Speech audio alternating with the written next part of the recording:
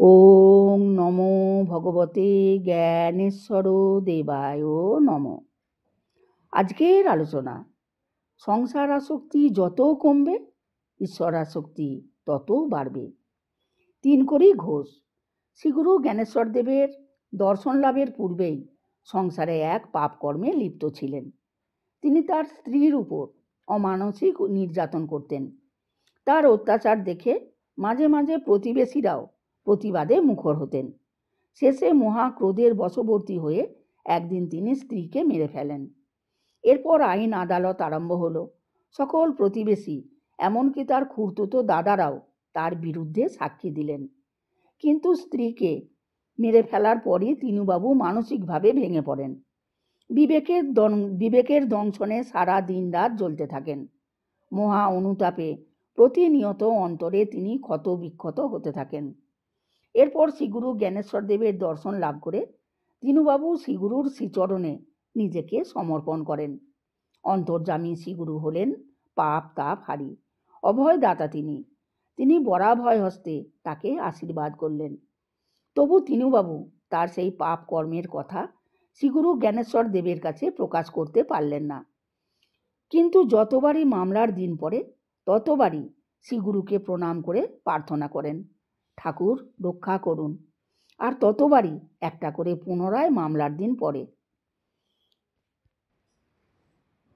শ্রীগুরু বোলপুর গেলে তিনিও সেখানে তার সঙ্গী হয়ে যান। গুরু সেবায় সদা মগ্ন থাকেন। কিন্তু মাঝে মাঝেই তার অন্তরে দুশ্চিন্তা উকি মারে। মহা উদ্বিগ্নতায় দিন কাটে। মামলার রায়, শেষ দিনে কি হবে, এই প্রকার মহা দুশ্চিন্তা নিয়েই তিনুবাবু শ্রীগুরুর সেবা করেন।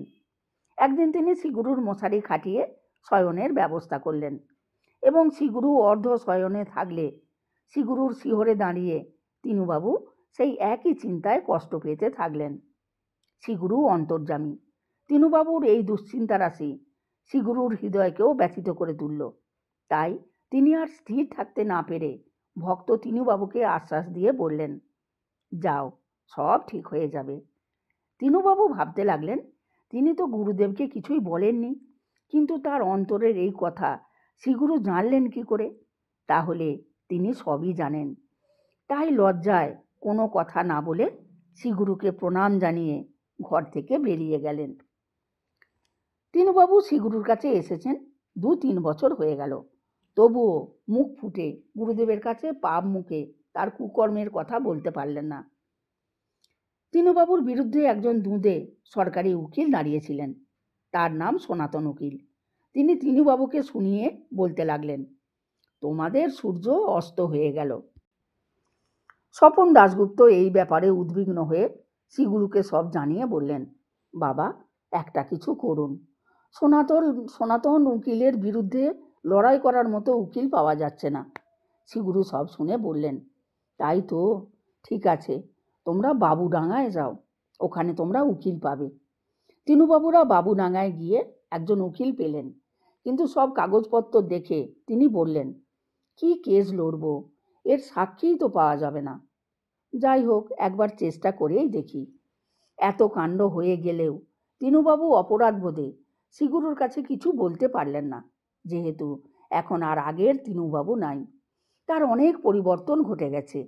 এখন সদ্গুরুর কাছে এসে জাগতিক কোনো কিছু চাইবার মানসিকতা তার নাই।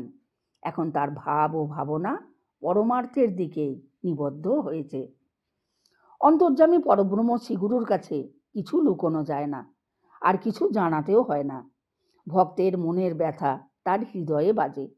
তাই শ্রীগুরু একদিন তিনুবাবুকে ডেকে বললেন, যেদিন তোমার শেষ হিয়ারিং হবে আর রায় ঘোষণার দিন আসবে, সেদিন এজলাসে উঠে বিষ্ণু রূপে আমার ধ্যান করবে। তিনুবাবু মাথা নিচু করে সম্মতি জানিয়ে শ্রীগুরুকে প্রণাম করে চলে গেলেন। এরপর রায় ঘোষণার দিন এসে গেল।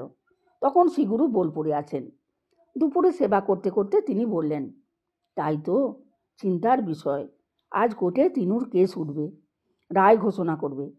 তার সম্মুখে উপবিষ্ট ভক্ত জিজ্ঞাসা করলেন, তাহলে তিনুদার কি হবে বাবা? শ্রীগুরু ক্ষণেক চিন্তা করে বললেন, কিছু হবে না, সব ঠিক হয়ে যাবে। সকলেই জানতেন কোর্টের রায় তিনুবাবুর বিপক্ষে গেলে হয় তার মৃত্যুদণ্ড অর্থাৎ ফাঁসির হুকুম হবে, নতুবা যাবজ্জীবন কারাদণ্ড হবে। যথা সময়ে কোর্টে তাদের ডাক পড়লে তিনুবাবু এজলাসে উঠে শ্রীগুরুর উপদেশ মতো বিষ্ণুরূপী শ্রীগুরুর ধ্যান করতে আরম্ভ করলেন। এদিকে দুই উকিলের তর্ক আরম্ভ হলো। শেষে মহামান্য বিচারক দুই উকিলের কথা শুনে উপযুক্ত সাক্ষ্য ও প্রমাণের অভাবে অপ্রত্যাশিতভাবে তিনুবাবুকে নির্দোষ রূপে বেকসুর খালাসের রায় ঘোষণা করলেন। বিচারকের এই প্রকার রায় শুনে তিনুবাবু যত না আনন্দ অনুভব করলেন, তা অপেক্ষা শতগুণ আনন্দ অন্তরে অনুভব করতে লাগলেন তার বৃদ্ধ বাবা ও মা। ছেলেকে বিপদমুক্ত দেখলে কার না আনন্দ হয়। আদালতে সব কাজ শেষ হয়ে গেলে বাবা মা ছেলেকে নিয়ে বাসে চড়ে তাদের বাড়ি ফিরতে লাগলেন। হঠাৎ তার মা দেখলেন তিনুর গুরুদেব তারই সামনের সিটে বসে আছেন। স্বপ্নবৎ এই দৃশ্য দেখে তিনি হতবাক হয়ে গেলেন। মুগ্ধচিত্ত হয়ে তিনি এই দৃশ্য দেখলেন, কিন্তু কাউকেই প্রকাশ করে বলতে পারলেন না। বাসে পিছনের সিটে বসে আছে তার ছেলে ও তার স্বামী পাশাপাশি, কিন্তু তাদের কাউকে বলা বা দেখানোর মতো ইচ্ছা বা বুদ্ধি সেই মুহূর্তে তার মস্তিষ্কে উদয় হলো না। বাস থেকে নেমে তিনি যখন তাদের কাছে শ্রীগুরুর দর্শন বৃত্তান্ত বলতে লাগলেন, তিনুবাবুর বাবা তা শুনে আশ্চর্য হলেও তিনুবাবু বিন্দুমাত্র আশ্চর্য হলেন না। কারণ তিনি জানতেন নিশ্চিত ফাঁসি বা যাবজ্জীবন জেল কাটার হাত হতে মুক্তির মূলে শ্রীগুরুই আছেন। শ্রীগুরুই হলেন তার মুক্তিদাতা। তার অশেষ কৃপাতে এ যাত্রায় অপ্রত্যাশিতভাবে তিনি ঘৃণ্য কর্মের ফলস্বরূপ নিশ্চিত চরম অবর্ণনীয় শাস্তি থেকে রক্ষা পেলেন।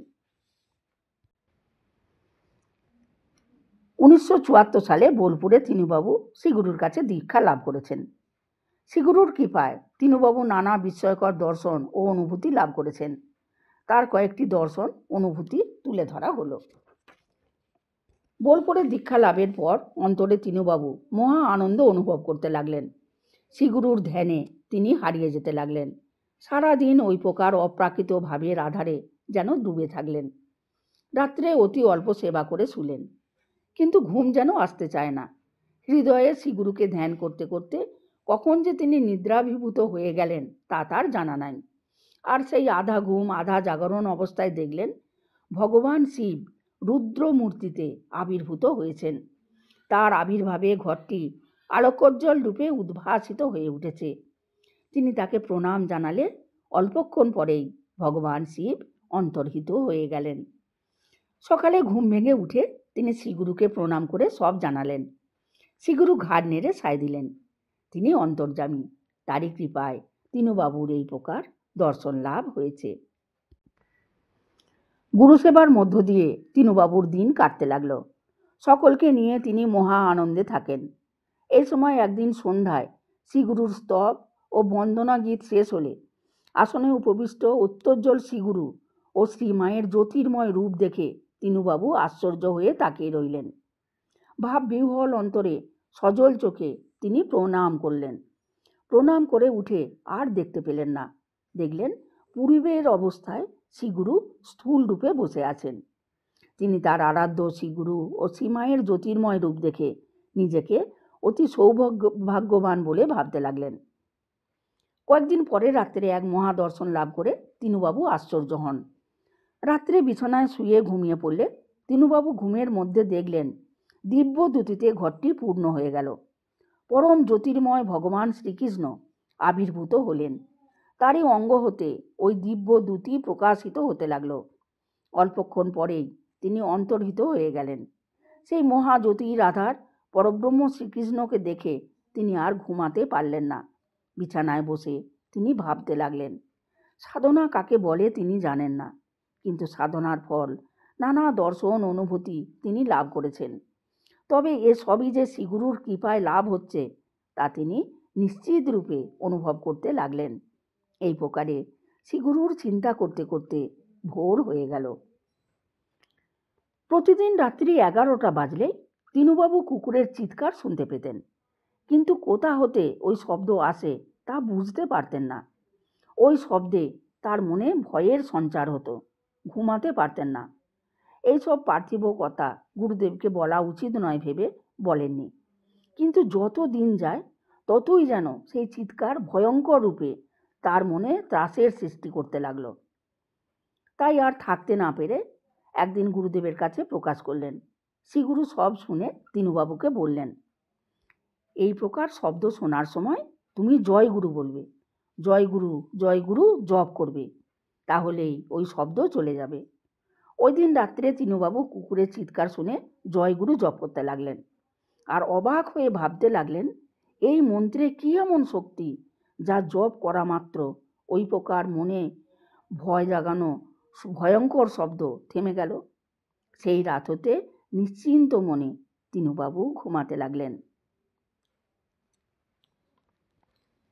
শ্রীগুরু আলোচনা করছেন, বিষয় বাসনা থাকতে ঈশ্বরকে লাভ করা যায় না। সংসারের মধ্যে থেকেই সহজে সাধন ভজন করা যায় এবং ঈশ্বরকে লাভ করা যায়। তাই অন্তরে তীব্র ব্যাকুলতা চাই।